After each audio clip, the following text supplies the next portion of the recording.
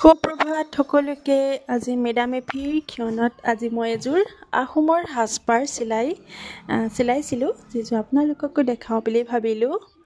এইটো হৈছে আহোমৰ চোলাটো, যিটো কয় ফাচু বুলি, আৰু এই ফাচুটো চিলাইছোঁ এনেধৰণে, এনেকুৱা এটা ডিজাইন চিলাইছোঁ। এখন মেখেলাৰ পৰাই চিলাইছোঁ, মেখেলাৰ পৰাই গোটেই সাজযোৰ আৰু মেখেলা আৰু ওপৰৰ চোলা অংশটো হৈ গৈছে। দুটাত বেছিকৈ নোজোৰ, হাতত দিবলৈ বেছি ফুল নোজোৰাত অলপ ফুলকে মই এনেদৰে হাততো ডিজাইন কৰি দিছোঁ।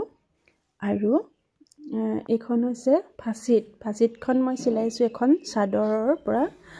যিহেতু অকণমানিজনী সৰু হয়, তাইৰ জোখেৰে অলপ সৰুকৈ ধুনীয়াকৈ চিলাই আৰু তাতে মণিৰ সৈতে দহি কৰি দিছোঁ। চোলাটো ওপৰৰ অংশটো এনেকুৱা এটা ডিজাইনত চিলালোঁ, আৰু এইফালে আছে হুক দি দিছোঁ, আৰু এইফালে ওপৰত এডাল ৰছীও এটেচ কৰি দিছোঁ, যিটো ডিজাইনটো দেখি ভাল লাগে যাতে, আৰু সেইটো এনেধৰণৰ হৈছে। আৰু এইখন হৈছে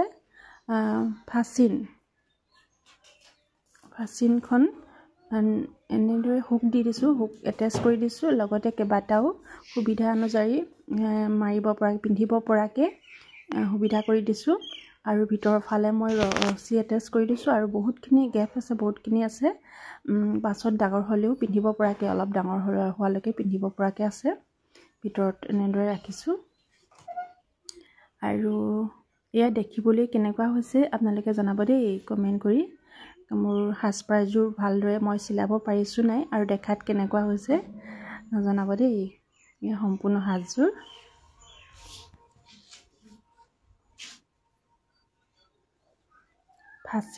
ফাচিত আৰু ফাচুৰ সৈতে সম্পূৰ্ণ আহোমৰ সাজযোৰ।